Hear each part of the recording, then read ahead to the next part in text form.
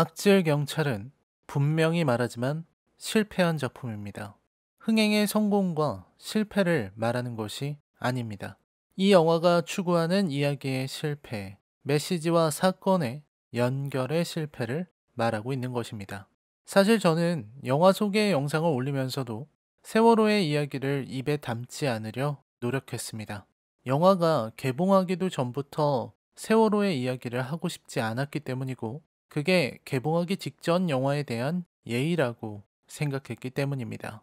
하지만 이번 리뷰에서는 스포일러 경고를 하기 전에 세월호 이야기를 하려고 합니다. 영화를 보러 가기 전에 알아두시길 바랍니다. 이 영화는 세월호를 다루고 있는 작품입니다. 언론에서 이미 공개된 부분이니 괜찮을 거라는 생각이 드는군요.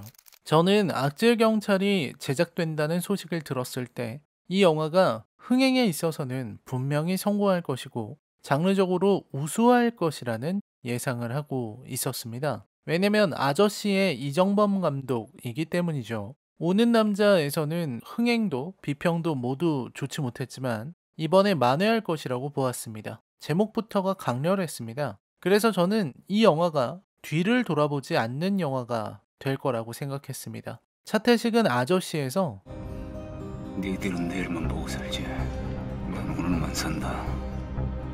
너희들은 내일만 살지만 나는 오늘만 산다고 했습니다. 저는 이 영화가 정말 오늘만 사는 영화, 앞만 보고 달리는 강력한 영화가 될 거라 생각했습니다. 하지만 저의 그런 예상은 보기 좋게 빗나가고 말았습니다. 영화의 액션들은 전작에 비해 평범해졌고 영화의 캐릭터들도 전부 평범해졌습니다. 악질 경찰이라던 조피로는 뚜껑을 열어보니 그냥 평범한 비리 경찰에 지나지 않았습니다. 조피로가 마주치는 범죄도 한국 영화에서 흔히 볼 수 있는 기업형 비리의 재탕에 지나지 않습니다. 그러니까 이 영화는 그냥 평범한 범죄 영화인 겁니다. 그런 관점에서 보면 제법 괜찮은 부분들이 보입니다. 영화의 유머들은 제법 재미있고 액션은 볼만하고 긴장감도 있습니다. 차라리 평범한 범죄 영화로 나갔다면 평작은 나왔을 것이라 생각합니다. 하지만 감독은 더 나아가기를 원했고 강력한 한 방을 넣었고 저는 그것에 대해 이야기해야 합니다. 저는 영화 악질 경찰에서 방황을 읽었습니다. 이 영화는 방향을 잃고 거리를 헤매는 영화입니다. 범죄, 액션 영화를 만들 의도였다면 아저씨를 넘어서는 독한 작품을 만들어야 했습니다. 마치 서늘한 장검처럼 날이선 철저한 범죄 영화로요. 그게 아니라 세월호 영화를 만들 생각이었다면 이 영화의 모든 것을 세월호 관련 서사에 몽땅 때려 넣어야 했습니다. 하지만 이 영화는 그 경계에서 머뭇거렸습니다. 양쪽 어디로도 가지 못한 채 엉거주춤 머물고 있는 겁니다. 확신을 가졌어야 했습니다. 이게 길이라는 확신이 들었다면 뒤를 돌아보지 말았어야 했습니다. 결국 끝내 머뭇거렸기에 실패한 것입니다. 이제 이 영화는 예고된 비판에 마주해야 합니다. 악질 경찰 리뷰입니다. 여러분, 이 앞으로는 치명적인 스포일러가 포함되어 있습니다. 아울러 저는 철저한 비판을 목적으로 리뷰하고 있습니다. 특히 악질 경찰은 몇 배나 되는 시간과 공을 들여 비판하려고 합니다. 감상에 주의하시길 바랍니다. 리뷰 시작합니다. 악질 경찰의 장점은 명확합니다. 범죄 영화로서의 오락성을 갖추고 있다는 부분입니다. 조피로와 그를 쫓는 박태주의 대결 시퀀스는 충분한 긴장감을 주고 있기 때문입니다. 액션도 잘 빠졌고 배우들의 연기도 훌륭합니다. 실제 몸과 몸이 부딪히는 장면들은 잘 구성되어 있기도 합니다. 특히 저는 이선균의 연기가 좋았습니다. 아직 제가 귀가 박지 못해서인지 중간에 발음을 알아듣기 힘든 부분이 있긴 했지만 이선균이 보여주는 적당히 악하고 적당히 약한 모습이 잘 드러나고 있다고 생각합니다. 순간적으로 보여주는 내적 갈등의 디테일은 이선균이 왜 선택받는지 설명하고 있습니다. 박해준은 여느 범죄 영화에서 늘 볼 수 있는 평범한 악역이지만 특유의 연기로 캐릭터를 잘 드러내고 있습니다. 하루 만에 여기 여기서 직원을 싹 다 죽인 거네. 하루 만에. 그런데 누구는 폰 하나 고치는데 이틀이나 걸려. 강력한 카리스마로 묵직한 긴장감을 만들어내고 있죠. 송영창도 좋았다고 생각합니다. 평범한 재벌이 아니라 재계 1위라는 설정답게 무게감도 있고 자신감도 넘치는 독특한 모습을 보여줬습니다. 세 사람 다 평범한 캐릭터를 맡았는데 평범하지 않게 그려내고 있다는 점이 이 영화의 장점이죠. 조피로는 그리 특별할 것도 없는 인물입니다. 악질 경찰이라고는 하지만 그렇게까지 악질도 아니에요. 그저 보통 경찰들보다 많이 해먹는 인물이죠.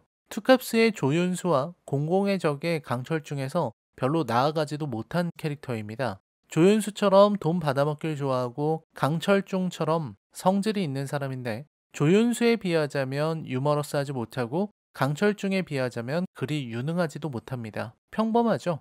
다만 조윤수와 강철중이 다소 과장된 캐릭터라는 것을 감안하면 조피로는 그보다는 조금 현실적인 인물로 보입니다. 제가 조피로를 보면서 가장 아쉬웠던 것은 악질이 아니라는 점입니다. 악질 경찰답게 비정하고 잔인하고 냉혹한 모습이 나와야 하는데 막상 태조와의 격투와 이후의 흐름을 보면 악질 경찰이 아니라 찌질 경찰처럼 보입니다. 악에 맞서는 악이라는 주제에 잘 맞지 않습니다. 마지막에 사건을 해결하는 방법도 악질 경찰다운 방법이 아닙니다. 그냥 평범하게 내사과에 지원 요청하고 재벌 회장에게 다가가서 혼자 해결하려는 게 무슨 악질인가요? 적어도 악질답게 일반 경찰들과는 전혀 다른 해법을 보여줬어야 하지 않을까요? 영화는 제목만 악질 경찰이지 그냥 평범한 경찰을 그리고 있는 겁니다. 아니, 찌질한 경찰이군요.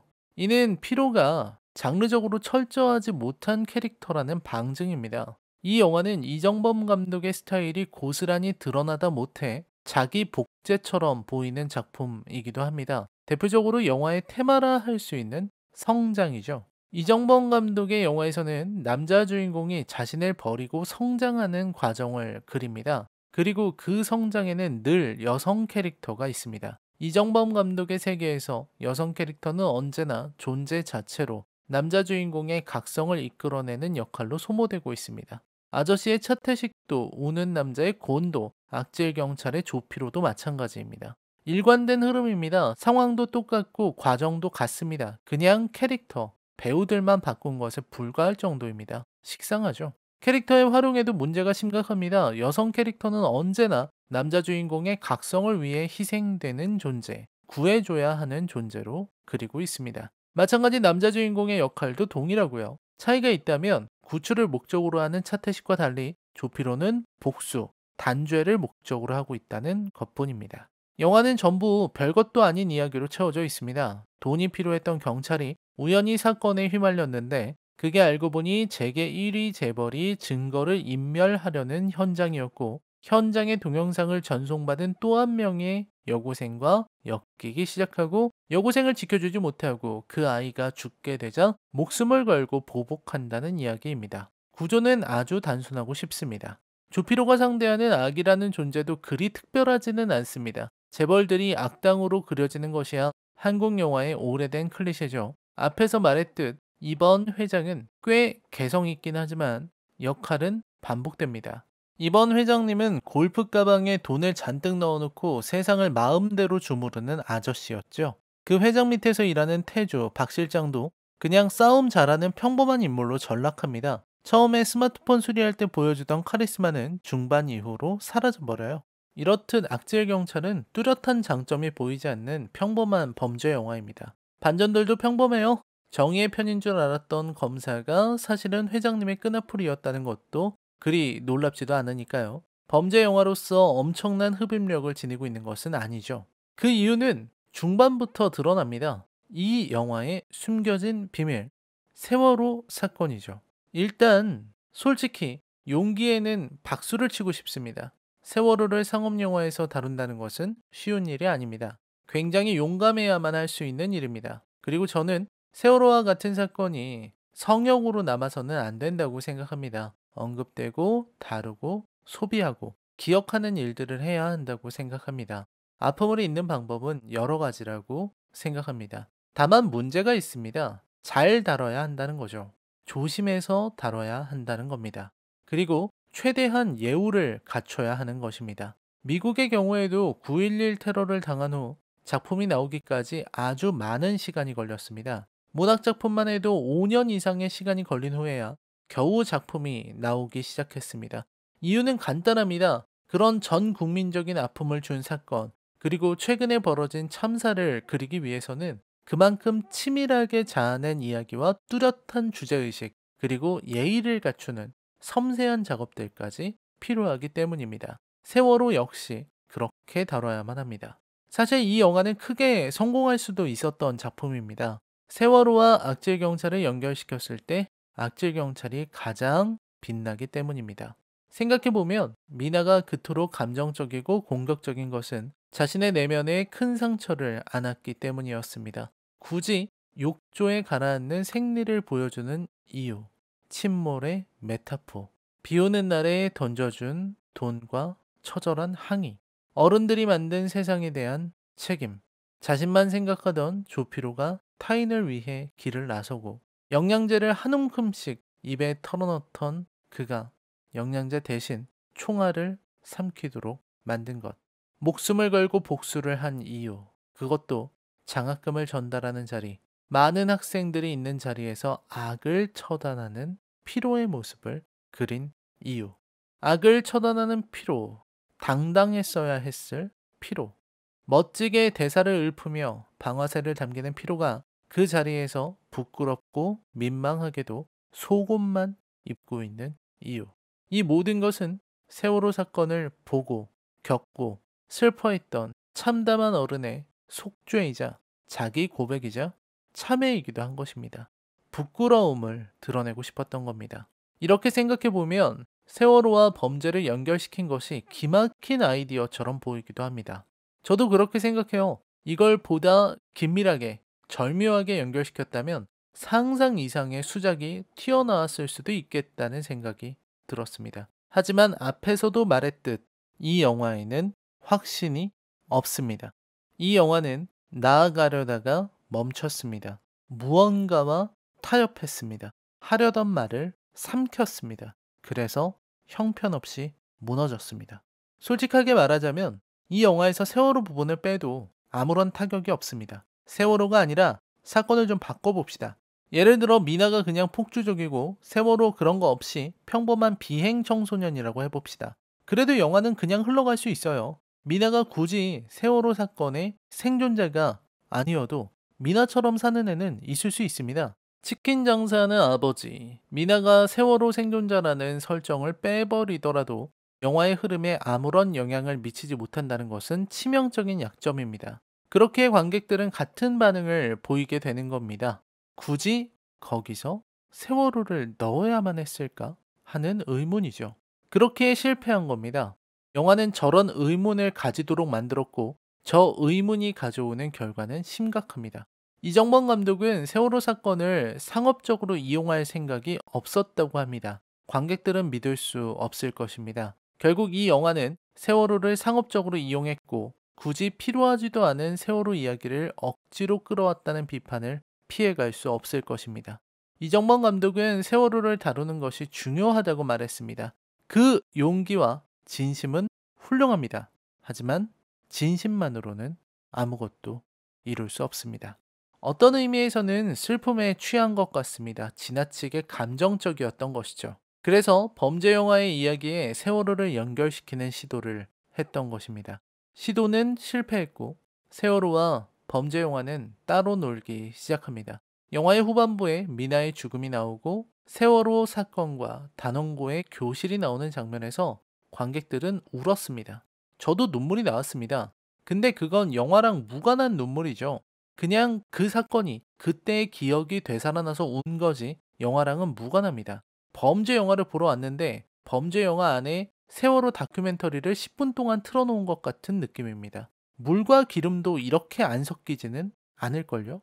영화는 과잉된 감정들로 넘쳐납니다. 미나가 죽은 친구와 케이크를 놓고 생일 파티를 하는 장면은 그야말로 불필요한 사족의 정점이자 임계점을 넘어선 잉여 감정의 향연이죠. 단원고 교실은 대체 왜 나오는지 알 수도 없습니다. 특히 마지막에 이송되는 조피로가 미나의 환영을 보는 장면은 차라리 고개를 돌리고 싶었습니다. 뭘 말하려고 하는지 알겠는데 과잉이에요. 이미 영화의 진행이 범죄와 세월호를 연결시키는데 실패했기 때문에 피로의 그 감정조차 어색하게 보이는 겁니다. 관객들은 그 감정에 몰입할 준비, 감정선을 따라갈 준비가 충분하지 않은데 영화가 혼자 터트리고 혼자서 질질 짜며 울고 있는 겁니다. 같이 울어야죠. 악질 경찰은 아쉽고 안타까운 작품입니다. 특히 미나가 그렇습니다. 작중에서 미나는 PTSD를 겪는 것처럼 보입니다. 약하고 아프기에 강하게 보이려고 하죠. 저는 미나의 자살이 그렇게 뜬금없게 느껴지지는 않았습니다. 미나는 어차피 죽으려고 했고, 세월호 사건 같은 큰 아픔을 겪은 사람들이 PTSD에 시달리는 것은 흔한 일이기 때문입니다. 하지만 미나의 자살은 작품에서 충분히 설명되지 못했어요. 저는 미나에게 조금 더 집중했어야 했다고 생각합니다. 미나의 아픔과 미나의 삶과 미나의 꿈을 조금 더 그려주었다면 좋았을 것입니다. 오히려 조피로가 중심이 아니라 미나가 중심이 되어야 했다고 믿습니다. 세월호 이야기를 그린다면 이야기의 중심에는 미나가 어울리거든요. 마지막으로 웃음에 대해 한마디 하고 싶습니다. 범죄 영화로서 이 영화가 보여주는 웃음은 아주 잘 만들어졌다고 생각합니다. 하지만 세월호 영화의 측면에서는 차라리 더 비장하고 처절했으면 좋았을 거라고 생각합니다. 차라리 경찰 내부의 비리와 부패를 더 면밀하게 보여주었다면 어땠을까요? 자르는 게 정답이었습니다. 제대로 독하게 그려내지 못할 거라면 세월호를 잘라냈어야 했습니다. 그걸 쓰느라 피눈물이 났어도 가슴으로 울고 눈으로 울고 찢어지는 마음으로 울부짖으며 쓴 각본이라 할지라도 과감히 도려냈어야 했습니다. 이 작품은 아무것도 하지 못했어요. 그리지도 못하고 자르지도 못하고 어정쩡하게 실루엣만 남은 영화. 악질 경찰에 대한 제 평점은 10점 만점에 3점입니다.